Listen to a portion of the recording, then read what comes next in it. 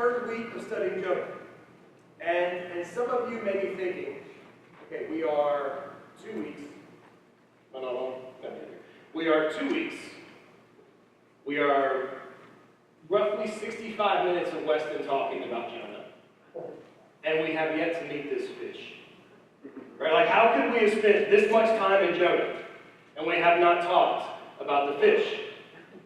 I have good news. Today we talk about the fish, right? It's the big hang-up. The past 2 weeks we've watched Jonah. He's fled the call of the Lord. Not because he's afraid of the Assyrians, but because he's afraid of God's mercy toward the Assyrians. Remember, he was afraid that God might actually give them mercy. This terrible, horrible, awful people who crucified people, who skinned people alive, who did all these terrible things, they don't deserve God's mercy. He might just give it to them. So Jonah runs, and he flees. And we've seen God pursue Jonah into the sea.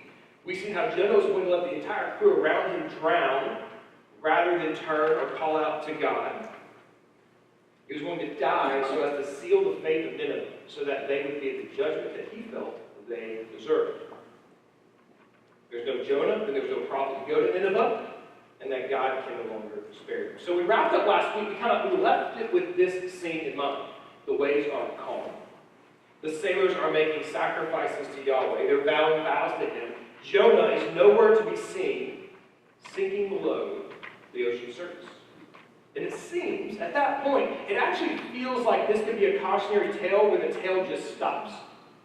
Right? If you're just kind of how people think about God and think about judgment, at this point, if you just think, good, Jonah got what he deserved, and the sailors were saved along the process. What a great story. You can just stop it there. It doesn't stop there. So before we move forward in our text, let's pray one more time, and then we'll dive in. Heavenly Father, we come before you this morning praying for circumcised hearts. We ask that we would have hearts that fear you, that are soft and receptive to your word. Give us ears to hear and eyes to see. We pray this in Jesus' name. Amen. So church, please follow along. We're going to read Jonah 1:17 through 2:10. And then we're going to talk about our path moving forward. So Jonah 1, starting in verse 17. And the Lord appointed a great fish to swallow up Jonah. And Jonah was in the belly of the fish for 3 days and 3 nights. Then Jonah prayed to the Lord his God from the belly of the fish, saying, I called out to the Lord out of my distress, and he answered me. Out of the belly of Sheol I cried, and you heard my voice. You cast me into the deep, into the heart of the sea. And the floods surrounded me. All your waves and all your billows passed over me. Then I said, I am driven away from your sight. Yet I shall again look upon your holy temple. The waters closed in over me to take my life. The deep surrounded me. Weeds were wrapped about my head. At the roots of the mountains, I went down to the land whose bars closed upon me forever. Yet you brought up my life to the pits of the Lord my God. When my life was fainting away, I remembered the Lord, and my prayer came to you in your holy temple. Those who pay vain regard to idols forsake their hope of steadfast love. But I, with a voice of thanksgiving, will sacrifice to you what I have vowed I will pay. Salvation belongs to the Lord. And the Lord spoke to the fish, and it vomited Jonah out upon dry land.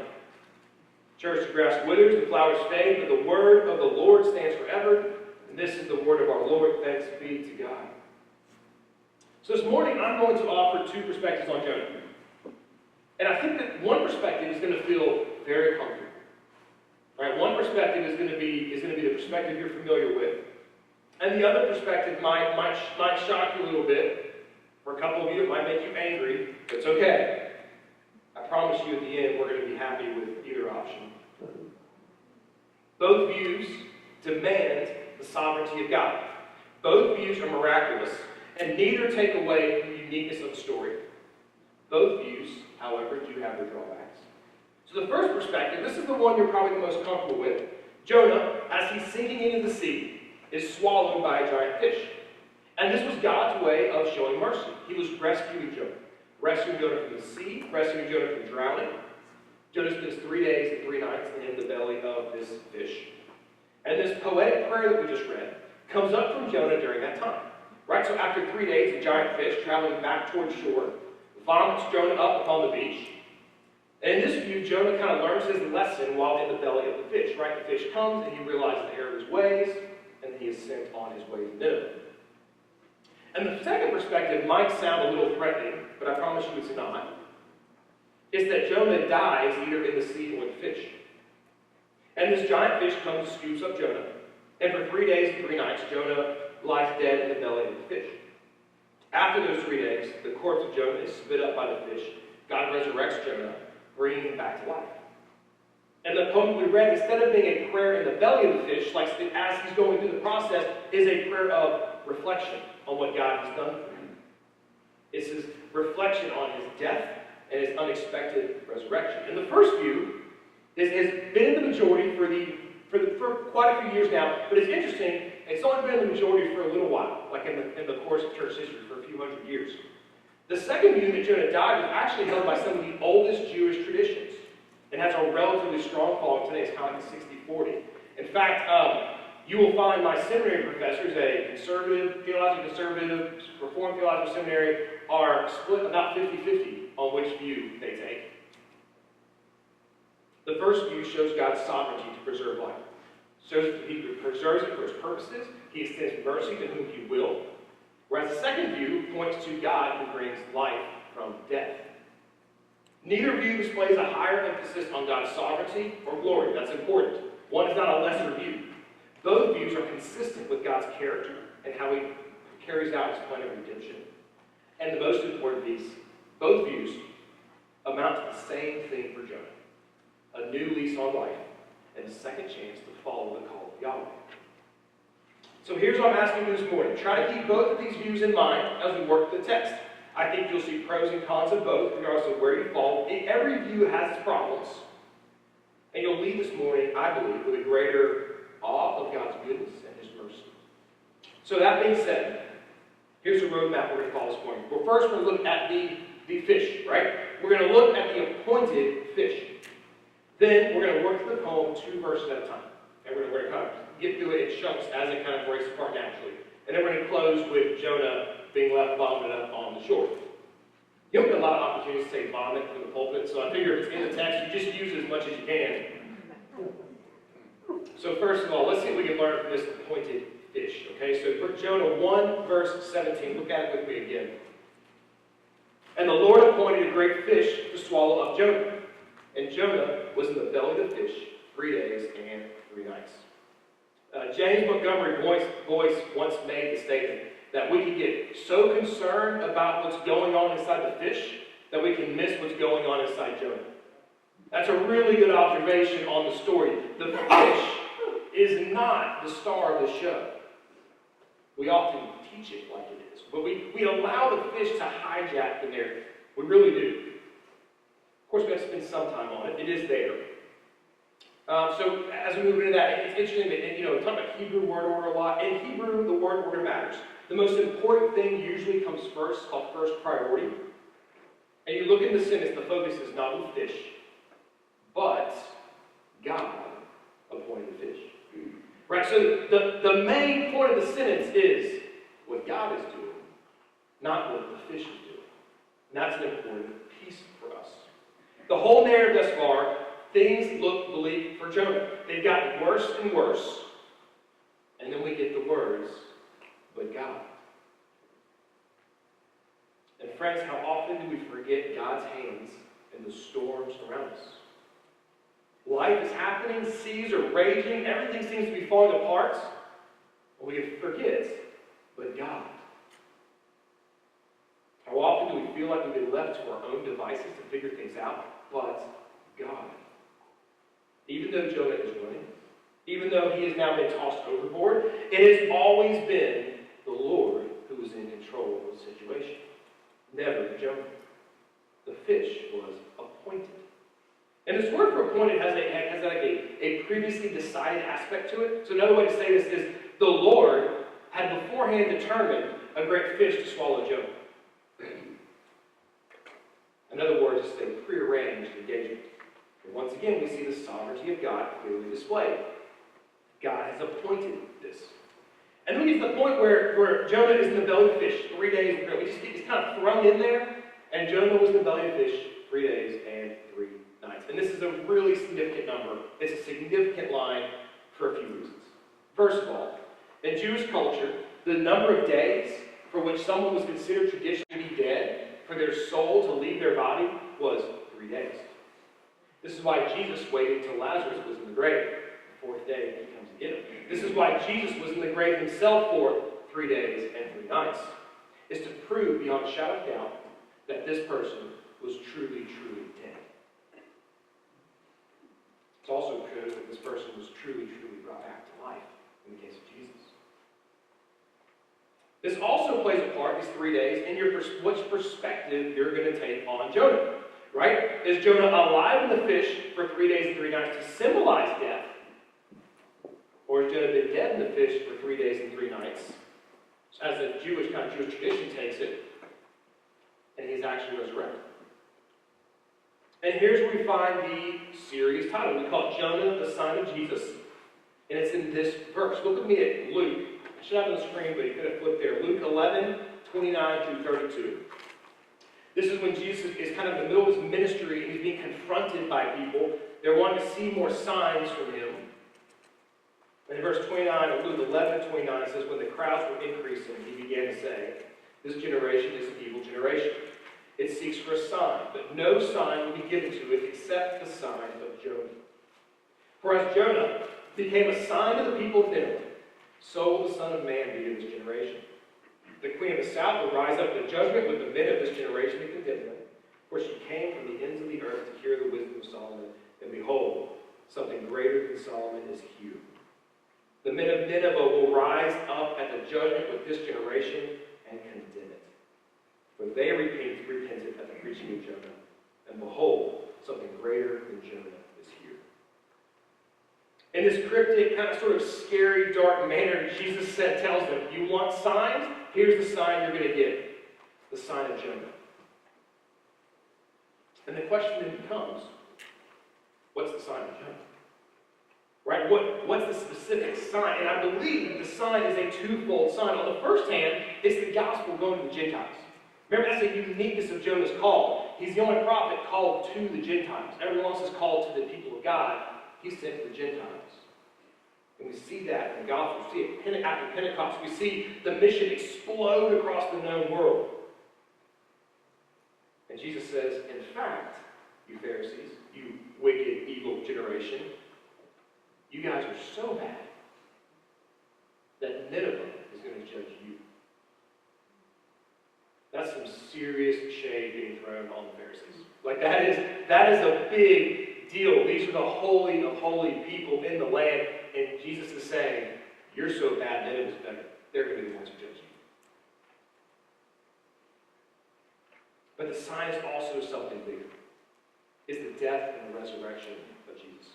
Just as Jonah spends 3 days and nights in Sheol, we're going to get to that in a second, what Sheol is, so will Jesus. Just as Jonah will have a resurrection of sorts, whether it is a spiritual resurrection or a literal resurrection, Jesus will have a resurrection. And so in this one verse, it's a stacked verse. He's in the belly of the whale 3 days, 3 nights. And it's almost a throwaway verse. Like when we teach this story to kids, it's a verse that we just kind of lump in. And then usually we just skip the poem, right? Because it's kids and it's poetry. We just kind of like blow by and move on with the rest of the story. But in this verse, so much is on display. We see God's sovereignty and appointing the fish to swallow Jonah. We can see the sign of Jesus pointing to something that's going to happen 800 years down the road. Both the gospel of the Gentiles and the resurrection. We can see this event is either meant to illustrate death or to actually be death and be a typological event pointing to Christ. Jonah plays a big part in how we understand the gospel and how we understand salvation. So with that kind of being given to us, it's interesting, in the Hebrew Bible, that verse 17 is actually verse 1 of chapter 2. They move it in because they want you to read it in the context of the poem that we're about to dive into. So let's move on to Jonah's prayer. And it's important, we've got to recognize this is poetry. Right? So poetry is different. Right? It can be tricky to navigate. Words and phrases can be taken literally. They can be taken figuratively. They can be taken as both. Hebrew does this really neat thing. You see a lot in Song of Songs where a word is meant to have both meanings for something. It's called double entendre. Hebrew poetry is tricky. And as such, we're going to kind of take the poem slowly, 2 verses at a time. And we're going to start with Jonah 2, 1 through 2. Look back with me, Jonah 1, 2, 1 through 2. Then Jonah prayed to the Lord his God from the belly of the fish, saying, I called out to the Lord out of my distress, and he answered me. Out of the belly of Sheol I cried, and you heard my voice. So the first thing we see is that Jonah cries out to God. And I know what you're thinking. He does this from the belly of the fish. So you perspective 1 people, this is your verse. This is the one. You anchor on this one, guys. See? From the belly of the fish, he prays. He can't be dead. He's in the fish. And I'll just throw this one caution out there. Now, perspective 2 people don't necessarily believe he had to die before he went into the fish. He could die. He could get swallowed by the fish, dead there. However, there are cases of people, fishers finding whalers, like they kill whales. So there's one story, a guy fell in the boat, 2 men fall over. 24 hours later, they finally hauled the whale carcass up. It's like the 1800s. They cut him open, and out slides one of the sailors, on the deck. 24 hours later, he's unconscious. He's all burned up, but he comes back to life. He's alive. They get some food in him, some water. Goes back to work 2 days later. You can live for some sort of time. But again, we have to also be careful about taking poetry too literally. But regardless, so whether Jonah is praying from the belly of the fish, or he's recounting his story of being in the fish, Jonah calls out to his God. And these 2 verses are going to summarize his experience, right? So keep this in mind. This isn't necessarily a linear timeline. Psalms do this a lot. They will give you, here's a scenario. And they'll spend the next 15 verses giving you the details of the scenario. And they'll come to the bottom and they'll thank God for his sovereignty. That's a very typical pattern with Psalms. So we're getting the scenario in this poem right now. So look at verse 2 with me. He says, I called out to the Lord out of my distress, and he answered me. Out of the belly of Sheol I cried, and you heard my voice. Jonah finally calls out to the Lord. The same Jonah that would not call out to the Lord when asked by the sailors, when they're sinking. The same Jonah who wouldn't throw himself overboard. Remember, he says, well, what do we have to do? He said, cast me over. And they're like, no, I'll just sit here a little longer. Same Jonah refused to throw himself over. Now, this crew is also the crew who does call out to God. Remember, before giving kind of these 2 sides of the coin, Jonah refused to call out. And the sailors, these pagans, these Gentiles, will call out. Now, Jonah calls out to the Lord.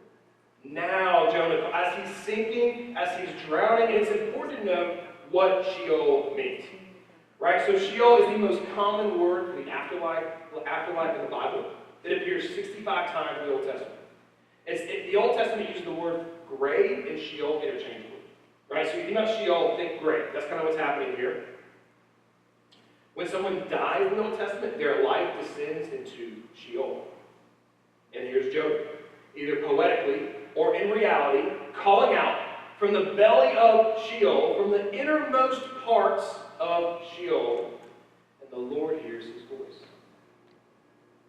Jonah, the one who's running from the presence of God, realizes that even in Sheol, the Lord is there.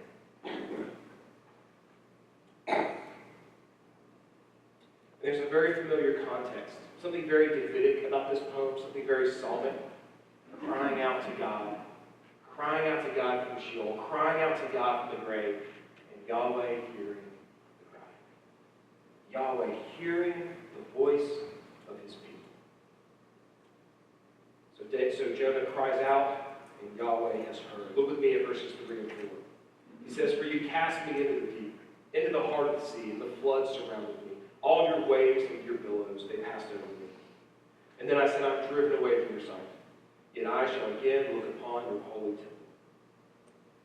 It's interesting that the person, looking at 3, the person credited with casting Jonah into the deep is not the crew.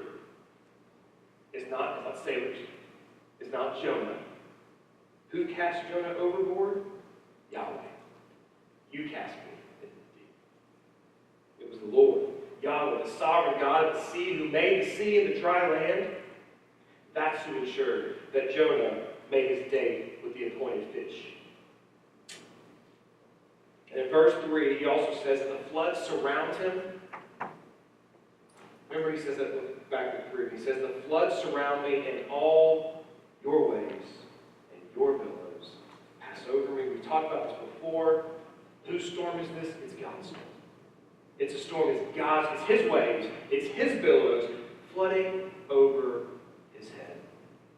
And so what's the imagery? Right? We get this imagery. It's of someone drowning. It's of someone drowning in the storm of Yahweh. Jonah cast into the sea, into the chaos, into the abyss. He's recounting drowning, sinking down into the depths. And as he's drowning, what does he say in verse 4? I'm driven away from your sight, and I shall again look upon your holy temple. Verse 4 provides us with insight into what Jonah is thinking. Right? As at this part of this phase of the whole fish narrative, he says to himself, I have been driven out of your sight. And as Jonah is sinking, he's recognizing something. This is what he deserves. Right? I mean, at some point, a prophet who was rebelled and run from God, what does he deserve? Whatever punishment God decides to send. God has come to justice in Jonah's mind, and he's been driven away from the sight of the Lord. And in a sense, Jonah gets exactly what he's seeking. He gets a reprieve from the presence of the Lord. Remember, he tried to flee the presence of the Lord. In Jonah's mind, the Lord has finally turned his back on Jonah as well. And then we get this interesting kind of out-of-place line. And I believe that's because the English kind of does a poor job of conveying Hebrew poetry. So look at me at verse 4, the second half of it. This verse can be read, and our ESV Bibles have this, yet I shall again look upon your holy temple. Right? So yet I shall again. So in the midst of this distress, you kind of have this confidence in Jonah. This confidence that once again he will be in the Lord's presence. But one of the problems with poetry is it can be tricky, right? And I believe that the future tense, the I will, can easily be translated as I desire to, I would, I want to. Right? So what's a better way to read this would be, yet, would that I again look upon your holy temple. So you see the situation, Jonah's drowning, he's sinking, he's got nothing, he feels God has turned his back on him, and he says, my longing is that I could just see your temple one more time. That's the longing of Jonah's heart right here. The longing and regret come to light. And so I think if we were to take the whole verse in context, we'll put it together. It says, I have been driven away from your sight.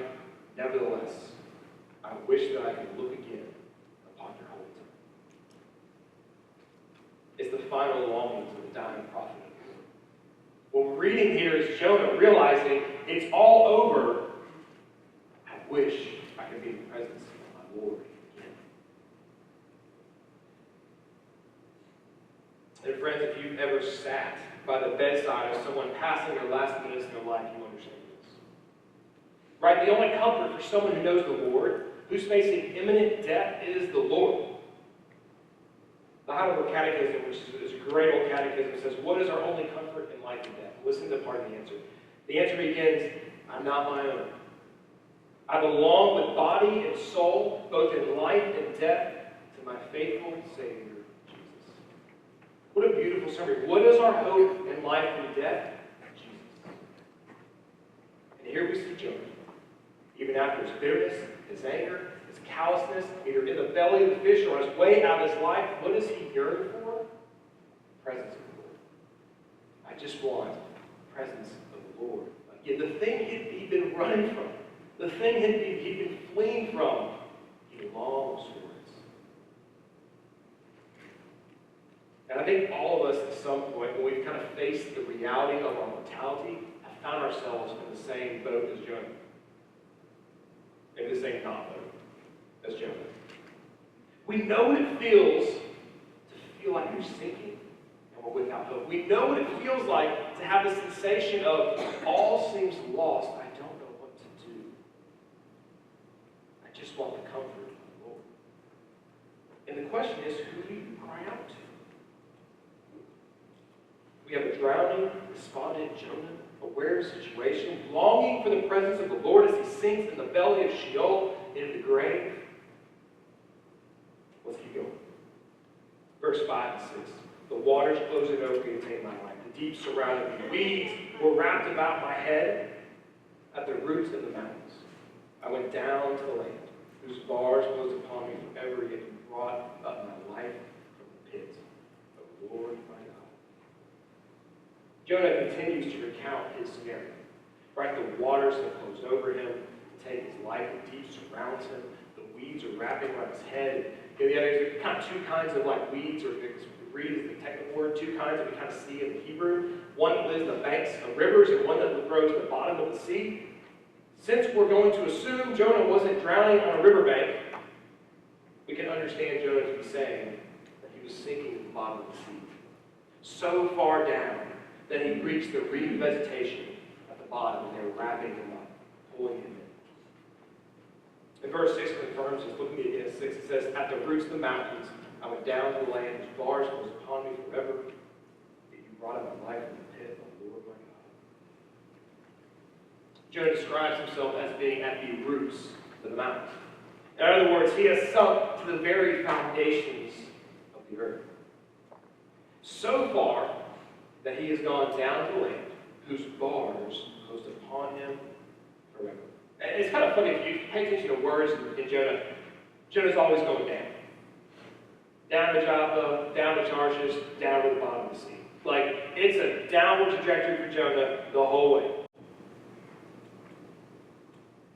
Later he'll go up, but right now, everything's down.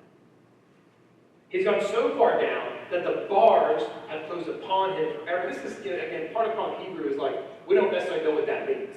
What are bars? Like, what are these things? And it seems too simple to think like they're cages, right? But in Job, another poetic book, the bars are described as the gates of Sheol, the gates of the grave. So these bars of Sheol, these bars that Jonah has gone down to, are to be understood, poetically at least, if not literally, as the bars of the grave that keep people from escaping. Essentially, you are eternally there. And he even says this, look back at 6, he says, I went down to the land whose bars closed upon me, when? Forever. Yet you brought up my life from the pit, O Lord my God. The bars of the grave closed upon Jonah forever. If you're a perspective 1 person, this is where your view takes a little bit of the hit. If you're a perspective 2 person, this view supports your claim. If the bars of Sheol had closed upon Jonah forever, then at some point he was of the understanding that he was dead. Once again, it's figurative, it's literal. Poetry's fun, right? It's good stuff. Regardless, Jonah's not left in this state. Whether it's figurative, whether it's literal, Jonah's not left in this state. And here we see the gospel. Either dead, literally, or dead spiritually. Behind the bars of Sheol, listen to what Jonah says. Yet you brought my life from the pit, O Lord my God. The word yet can also be translated as nevertheless. Nevertheless.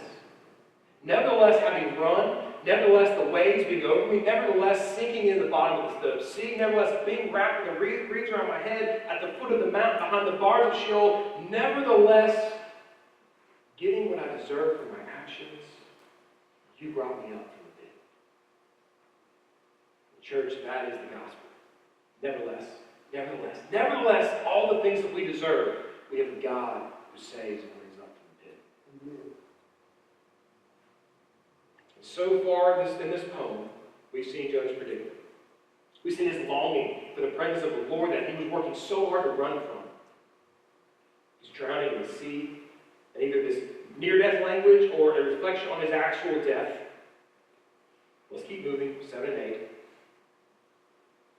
When my life was fainting away, I remembered the Lord, and my prayer came to you. In your holy temple, those who pay regard to vain idols forsake their hope of steadfast love. As Jonah's life is fading away, he's drowning. His prayer reaches the Lord in his temple. In other words, the Lord hears his last-ditch desperation cry. Again, a cry he refused to give all those times before.